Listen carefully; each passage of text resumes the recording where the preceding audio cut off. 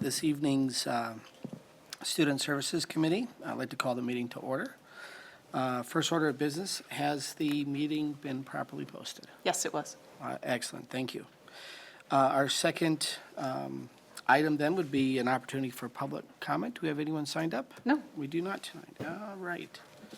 Moving on to our first action item would be the approval of our minutes from our August 6th meeting.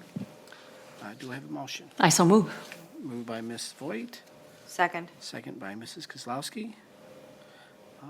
Any discussion or? All right, seeing none. All those in favor, say aye. Aye. Measure passes 4-0. And then we will move on to our discussion and possible action on an update to Board Policy 5350 on student suicide. Thank you, Mr. Zenobia, and happy first day of school, everyone. So, this policy it's a replacement policy, it replaces the existing policy to account for significant revisions.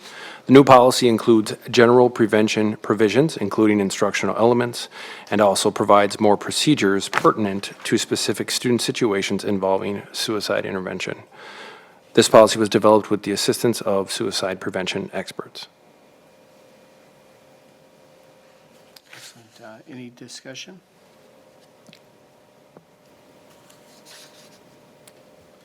Ms. Voigt. Just, I guess, some points of interest. I thought it was interesting to read about the civil liability immunity that's in existence, that if a staff member attempts to intercede, and prevent the suicide from happening, that there's an immunity from civil liability for acts or omissions in that context. And I think it's good to have that type of statement included. Any other comments?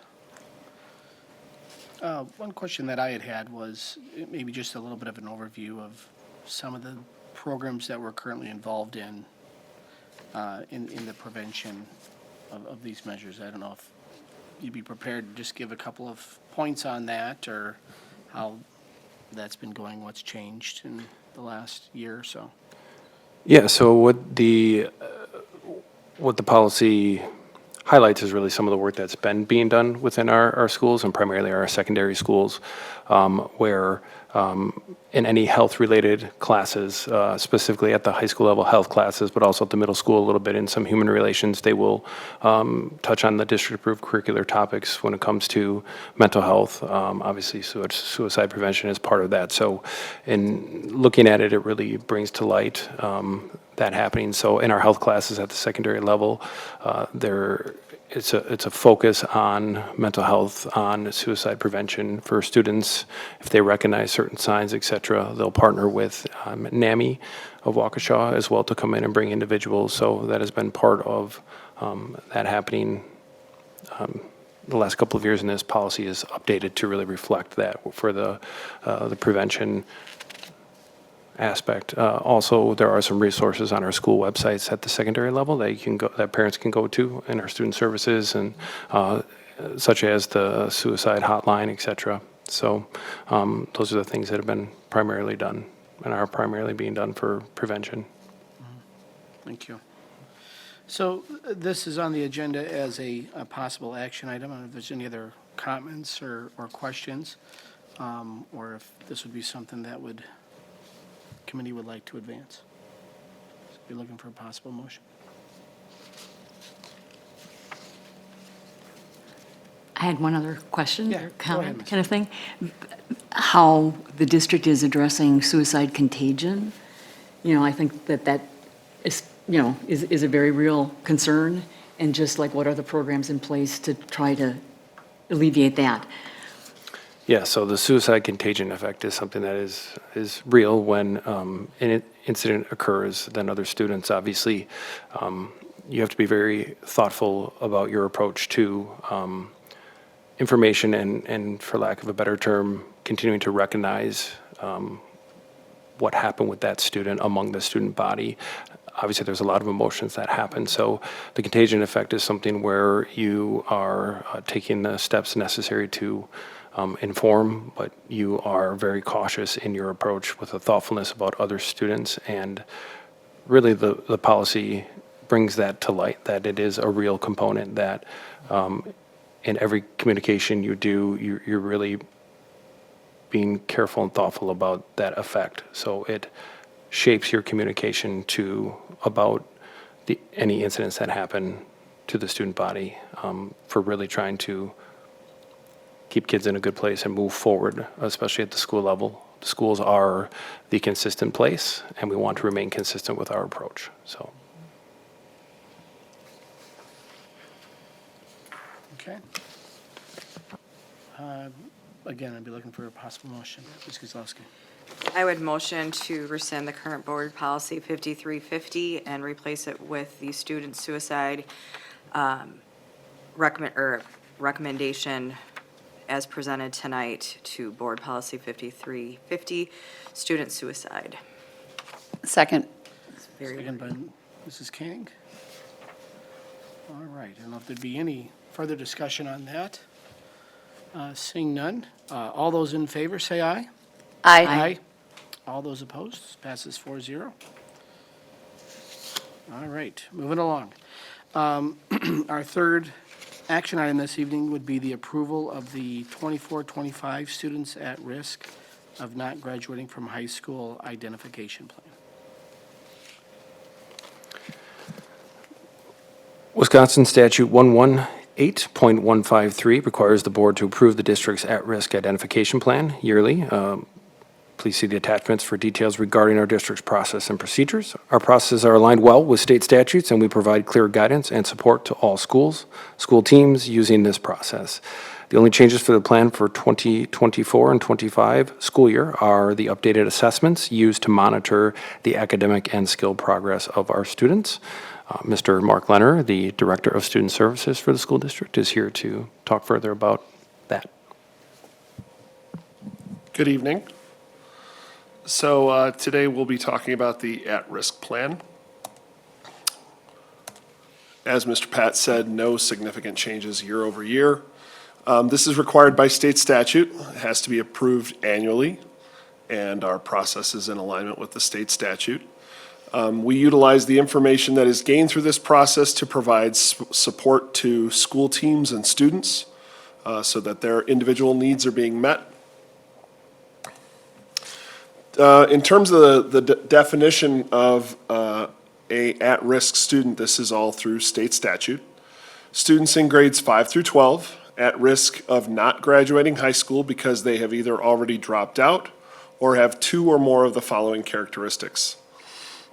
First one is 1 or more years behind their age group in the number of high school credits attained. That's a typical process that happens through the school counseling office frequently, where you're checking to make sure the students are attaining the necessary credits to graduate. 2 or more years behind their age group in basic skill levels. That is done through our testing that we'll talk more about in just a moment. Habitual truants, as also defined by state statute 118.161A. All are part of 5 days unexcused absent. The student has become a parent, or the student is an adjudicated delinquent. That would be a designation through the court system. That's not something that we do, but we are notified when students are designated by the courts as adjudicated delinquents. And then the final one is 8th grade pupils who score in each subject area on the examination administered under 118.30 1M-AM1 or 118.3013, also known typically as the forward exam, was below the basic level, or 8th grade pupils who failed the examination administered under 118.30. And 8th grade pupils who failed to be promoted to the 9th grade for some reason. That would trigger the at-risk warning. So these are the data points that we utilize to determine students who are at risk. And not to give away the ending here, but you'll see in the last slide that our number of at-risk students has gone down year over year. And I believe that is because of this work that we do to not only identify, but then also to intervene prior to that student dropping out of high school. So some of those intervention practices include, first of all, identification. You have to know the scope of the problem before you can address it. The parents are notified via a letter. Teachers and student services staff will determine interventions with parents through what's called a problem-solving team meeting. That's a partnership between the school and parents and the student. And then the interventions, and these are just some of the more common ones. This is not by any means an exhaustive list, but helping students who are English language learners. We have a robust amount of dual language programs here in the district, something to be very proud of. And then our alternative education programs, things like eAchieve, East Alternative School, our partnership with GPS Education Partners, the GED Option 2 program, our competency programs both here at East and also through eAchieve. In some situations, Wisconsin Challenge Academy, kind of unique. Not a lot of students take advantage of that, but it's an interesting opportunity. And then, of course, students receiving their GED or HSED through the local technical college system, which we would support as well. If necessary, students, of course, would be eligible for evaluation for a 504 plan or an individualized education program or an IEP. Another piece that we have done with some regularity for a number of years is focus on that transitional needs of students between grades 5 and 6, and then also from 8 to 9, preparing students for that next step. It was exciting this morning. I was at Butler Middle School as they were, I was at Les Paul Middle School as they were taking 6th graders through the lunch lines and explaining to them how the lunch lines work, which was really fun to watch. Each year, students are reevaluated to determine if they continue to meet the at-risk criteria. If they kind of drop off, if things get better, the determination still continues because the services can then be provided and the communication stays moving forward. But there is, it is a celebration to say when a student no longer meets the criteria of being at risk. One step that I did kind of fail to mention is just the credit recovery programs that we have at the high schools in terms of keeping students on path to graduate. That's a big step for us, that students can take that credit recovery. They don't have to wait. I think when I started in my role, oftentimes you waited until a student failed a course and then offered it in summer school, which may or may not meet that family's needs. Now we meet the needs of the students right there in the building where they're currently attending. Success of interventions is mentioned through the DPI criteria. Those who have a 70% attendance rate or greater, we would definitely want better than that, but that's a good start. Students who remain in school, students who graduate, students who have earned more than 4.5 credits per year prorated, students who have demonstrated on standardized tests or other measures such as passing grade levels on math or English language arts, a gain in the reading and math commensurate with the duration of his or her enrollment in the program, or have earned a passing grade in English language arts and math. And then here's what I mentioned earlier. Sorry to give away the ending. But these are the numbers through last school year. At the time, we have not, of course, conducted this yet for this school year. We'll be doing that over the next month or so. But as you can see, the number of students at risk was really going down quite nicely for a while there. Ticked up a little bit in 21-22, but has dropped since. The first column is the number of elementary school students, so 5th graders who would be considered at risk. The second column, the dark blue column, is secondary students, so 6 through 12, and then the orange column is overall. And that is it. Yes, ma'am. Do you have data on the number of students that are retained in 8th grade? Not at my fingertips tonight, no, I do not. Retention would be, 8th grade retention would certainly be a last resort. Oftentimes, I would say more often than not, through the guidance and participation of students and families in an IEP meeting. Not always, but I think more often than not. And do you have the numbers that take advantage of GED, HSED programs? I do not have those numbers at my fingertips. Those numbers are actually very low because of the programming that we have here in the district. You know, typically when you think of GED and HSED, that's outside of the district. We have the GED Option 2 program, which, you know, it's a small cohort. It's probably, last year, I think it was 11 students. It fluctuates throughout the year because oftentimes those are seniors or fifth-year seniors who are completing their graduation requirements. And so they do so through a combination of coursework. They get evaluated through taking the GED exams. The Option 2 piece means that they have also held employment, and they get credit for their employment in the community. And so that's a program that we are able to access right here in the district that helps students before they move on to that GED or HSED. Oftentimes, those are students who are coming back as young adults and have kind of realized, I missed a step here, and I need to get caught back up. Now, we would certainly support that, but before they get to that point, we are trying to intervene with things like the GED Option 2 program or the competency diploma. Go ahead, Ms. Kozlowski. So just doing some raw math, I would estimate that looking at these numbers, just based on the ones that you gave on the top of the grid, it's about 6% of our student population. Okay, it's just so from a statistical standpoint, and how we track that. Oh, this is good. Any other questions? Ms. Voigt? It's really more accommodation, I think, between, you know, the alternatives they give with credit recovery, right in the high schools, to be able to help them to be able to get back on track. And obviously, East High School alternative program.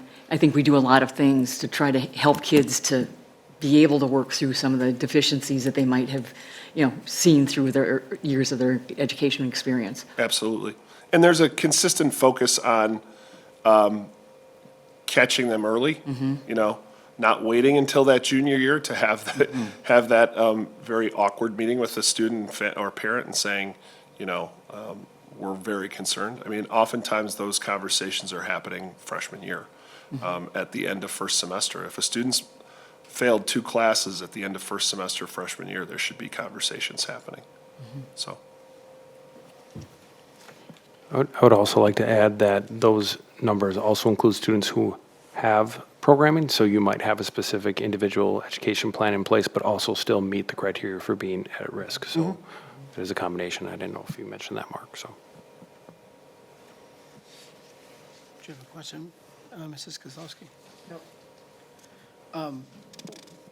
Probably not a high number in the graph at the bottom that you've shown, but are there students that come into the district from elsewhere that now are, I mean, is that a significant portion, or is that fairly small? Or? Anecdotally, I mean, that is something that we grapple with, where a student will come to us as a sophomore or a junior, and they'll be credit deficient. They would meet the criteria for at-risk, and so we address those needs as we're able. Those are conversations that happen with both the school counseling staff and myself, and then oftentimes in partnership with the staff at East, because we'll say, like, this is a junior and he has, let's say, 10 credits. What can we do to help get this student caught up? What programming should we be looking at? And those are ongoing conversations that we have. Okay.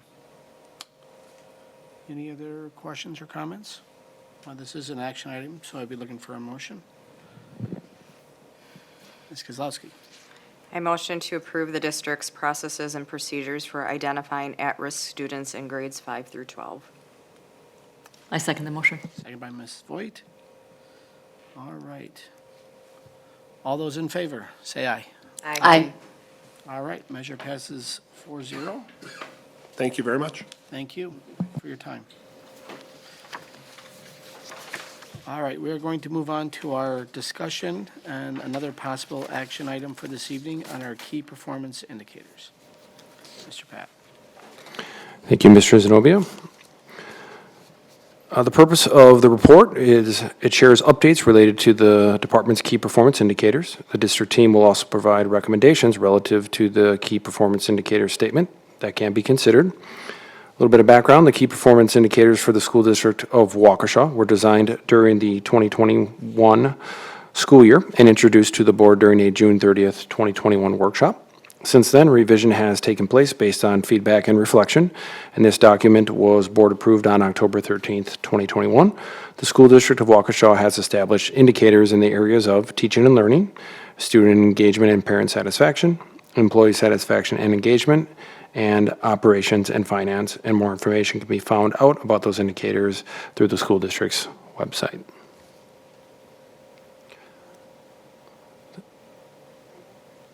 I gotta, jump up, share it.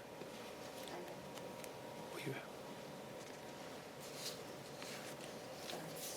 Okay.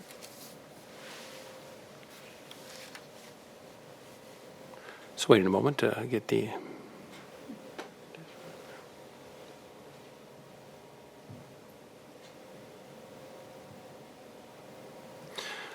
So for our student services, the recommended KPI statement for student services is that Waukesha students will continue to increase their annual attendance rate percentage.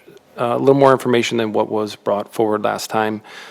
If you take a look at a little bit of the definition of attendance rate, it is the number of attended days divided by the total possible of attendance days for all students. So the graph that you're looking at is our district's attendance for the attendance trend since 1920. And obviously you see the COVID year in there as well, where you saw the dip in attendance rate. The other thing that you are seeing is a continuous improvement since COVID.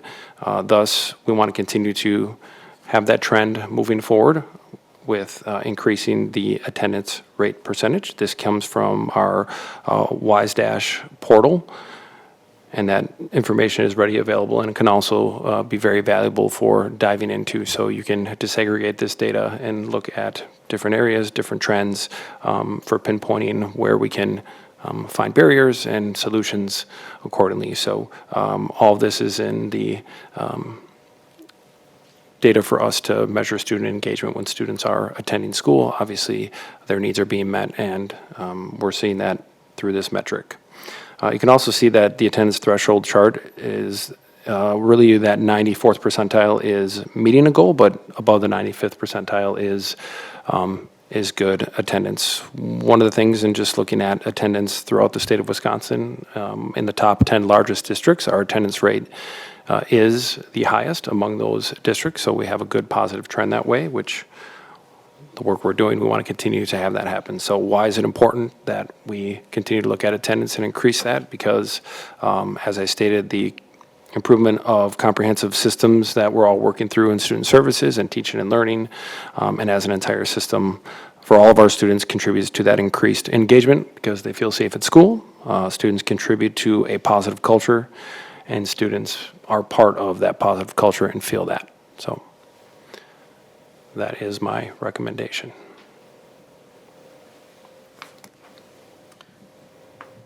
I don't mean to go first, but I always like when we start with the 1920 school year, because I feel like we're going to look at 100 years of data with that.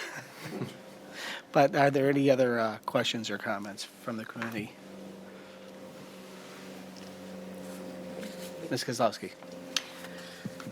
So I know that I can pull this from WISDASH, which I probably will, but just following on the previous conversation that we had with at-risk students and trying to assess how much of the percentage do the at-risk students play in the attendance piece, I think that'll be something to understand because I can't tell, right? So for those that are identified at risk, truancy and attendance may not be the big issue.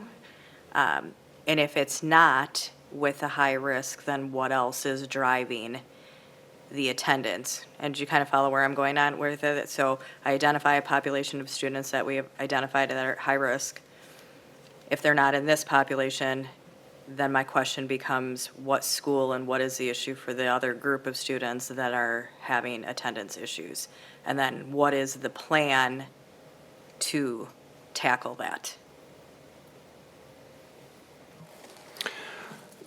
So our student services teams right now, especially led by our social workers, are meeting students where they're at. So we're looking at this data through our SST teams, and those individuals, there's proactive measures that happen for our non-attenders. We know sometimes who those students are, so if they're identified at risk for not attending, communication and family engagement really starts there. So somebody that they can trust from the school and building a relationship, and oftentimes it's our school social workers or a counselor.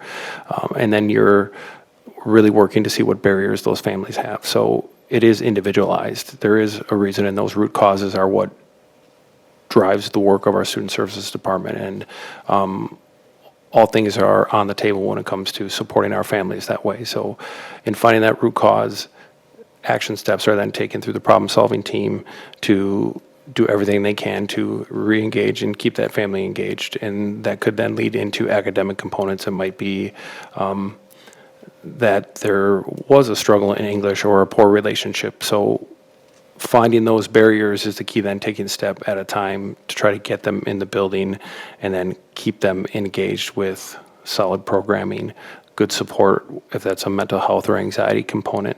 So that has happened and continues to happen in all of our buildings.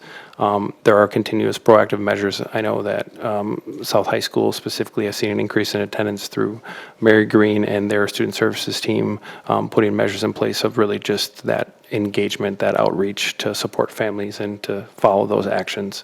And that's what we have happen at all of our schools and continue to have happen in our system, our equitable multi-level system of support, all the things we're doing academically and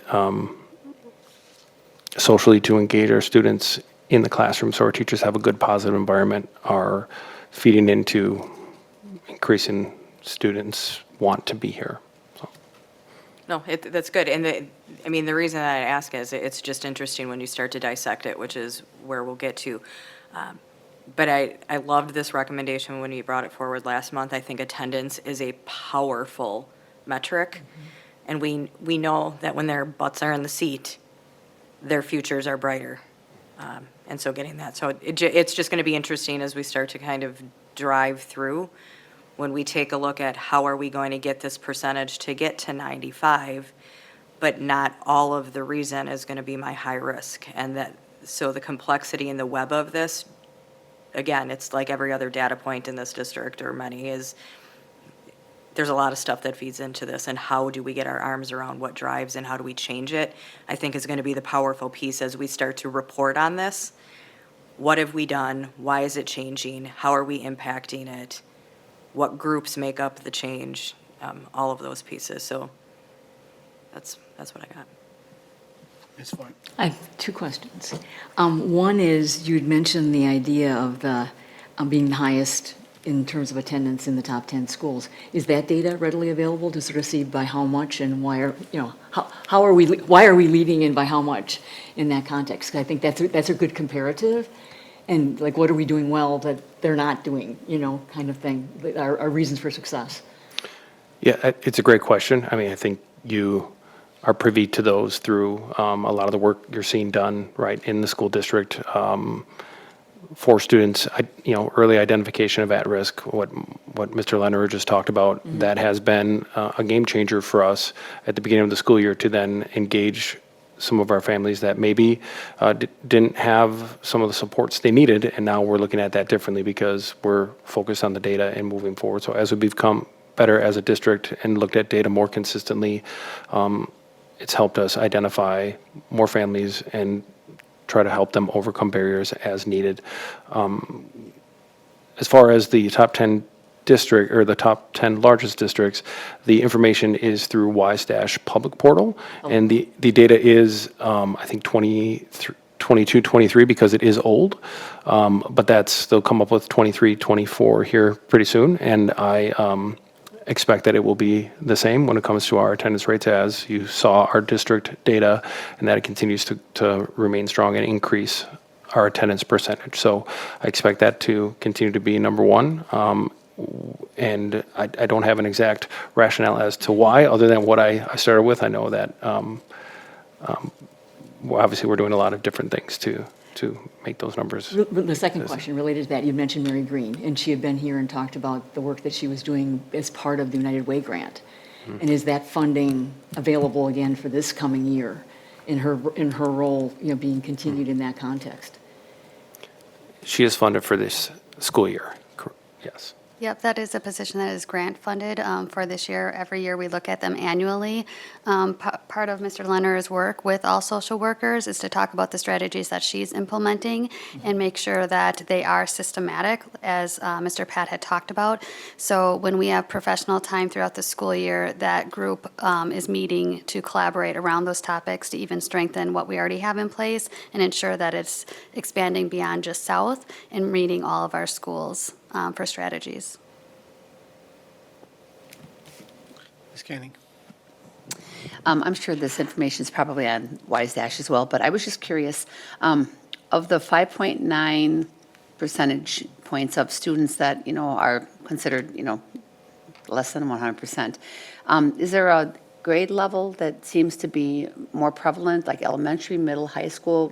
Where do more of those students fall? Is it more the attendance issue-wise? Is it elementary, middle, or high school? Wise Dash gives us trends that happen. So you start to see it in grade level trends in middle school a little bit, but they've been pretty consistent. So seniors tend to be a little bit of an outlier, but it's not too much all over the place when it comes to grade levels. It's more probably some specific groups of students. So it could be some of our students who have some at-risk indicators, right? And different subgroups from there. That's generally where you will see a discrepancy in attendance more than specific grade levels. So not more of elementary or middle or high school. In other words, when you look at that whole 5.9, it's pretty spread across evenly, or are there more high school students, like you said, seniors, or, are there almost equal amounts of elementary, middle, and high school that kind of make up those percentages of the kids that are not attending? I don't have the exact percentage. I just looked at kind of the trend lines. So when it comes to the different grade levels and how they move, they trend pretty similarly. There was nothing that jumped out that said at this grade level, attendance really goes down. The secondary schools tend to have greater attendance concerns as kids get older, but nothing that I saw that was significant. All right, great, thank you. Yeah, I was just curious more than anything. Ms. Kozlowski? I just wanted to follow up as we talk about, because there's a lot of really great questions from Mrs. Voigt. And one of the pieces that I think that we talk about as we start to really engage back again with KPIs is understanding the relation of the data to the metrics and what they actually mean and what are our comparisons. We talked last month about this on the ever-changing field goal. Student report cards or the school report cards, district within district, and then comparison to districts. The point that I'm trying to get at is I want to caution us as we start to dig into KPIs. We're the 7th largest district. We are one of the most diverse. Trying to compare us to another district and figure pieces out, I think can send us down a rabbit hole to some degree that I just want to caution us. I think those metrics are good to understand as just a pulse.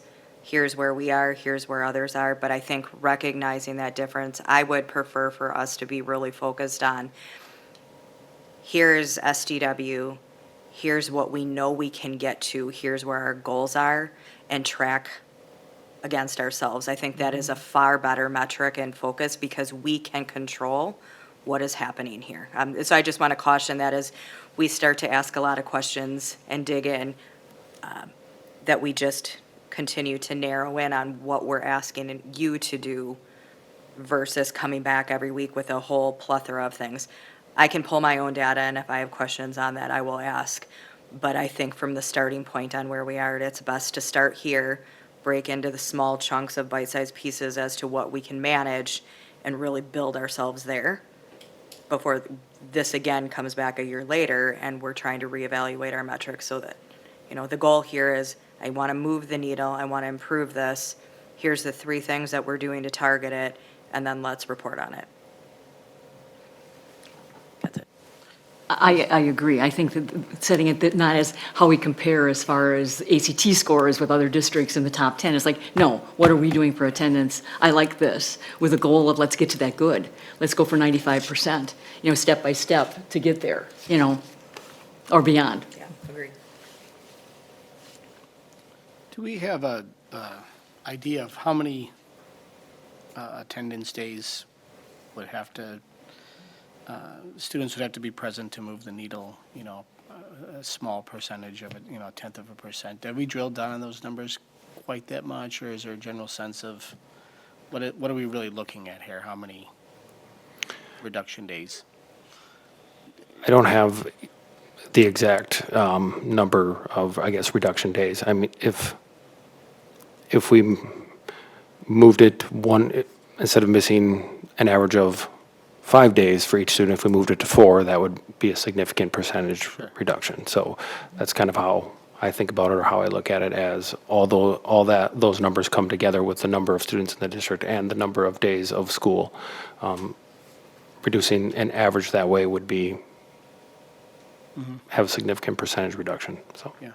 And I think the overall approach is great, and this is extremely important. It affects so many other areas, obviously.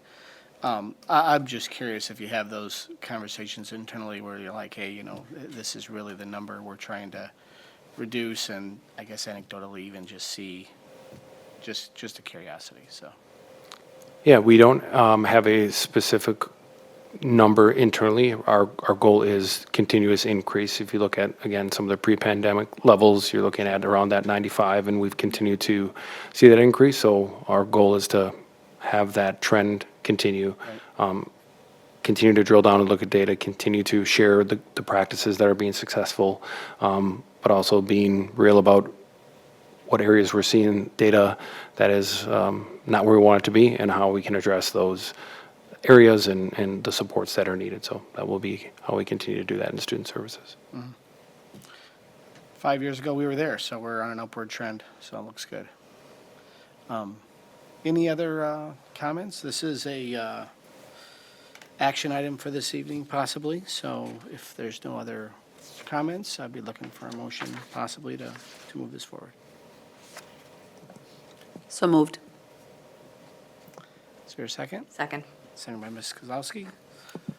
All those in favor, say aye. Aye. So it passes 4-0. Our final item for this evening is a discussion item on transportation. We had an update last month. So what is the status of our transportation at the beginning of the school year, on the first day? Thank you, Mr. Zenobia. We'll finish that up here. Very short slideshow. Continuing on with what we've shared really in the past, we needed an estimated 76 to 80 drivers. As it stands today, we have 78 drivers who are hired for the school year. As has been reported out and shared with our families as well, that we all routes are covered and all students got what they needed to get to school today for the most part. It's a large system with lots of students. There were a couple of hiccups, but nothing that would be out of the ordinary.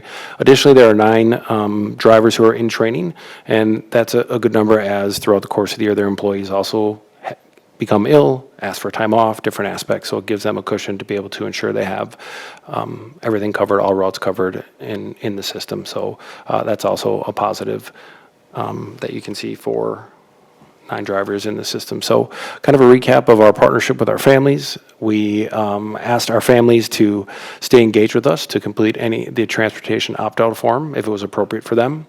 We asked them to go to the transportation website for all information. Communication to families was sent out 3 times to our entire district regarding transportation, with some other aspects around enrollment that were valuable for our families. August 23rd was when the routes began to be uploaded into Infinite Campus for our students. We did encourage our families to have alternate transportation plans for the beginning of the school year in the event that driver positions were not filled, and that was consistently there. New district families had to be enrolled by August 1st in order to be for surely assigned a bus route for the first day of school. We haven't heard any pushback from there at this time, so that's been positive. And then stop change requests are looking to be done by the end of September, barring any safety concerns. So families can ask for stops to be different or changed accordingly, and the bus company will confer with those families, and those changes wouldn't be completely done until the end of September if they would be changed. That's our transportation update. All right. Ms. Koslowski. I think if, in case you couldn't see Diane and I almost getting up to do like a wave or a high five on just the celebration, this was no doubt a really tough year coming off of last year's start to get to this point, and I want to commend our district as well as First Student on all of the effort, and having even 9 additional drivers in training as backups and support, I think is really powerful. The one question that I do continue to have that I haven't heard much of, which, you know, knock on wood, so almost kind of afraid to ask, but when we direct staff to the transportation website, that is the one part where I hear more like, it doesn't tell me anything. So what are, other than the opt-out, why would they go to the transportation website? It does have information that can answer some of their questions on where they would want to go. So you have an opt-out, but if you moved and now you qualify for transportation, and generally it gets you to the right people that you might need to ask a question for. So we simplified it because there are limited things that happen in transportation, but we want people to go there. There are FAQs as far as, and documents that do tell them processes and procedures for families to utilize. So that's why we send them there. And if they can't, if that information is not helpful for them, they can then reach out directly via email or call, and then that call will get routed. So people are finding the right numbers. The office has been very busy, so I know that is happening, but it tries to provide enough information, so less calls for any procedures or anything that families might need, so. Perfect. Nope, that's it. Kudos. It's a great update.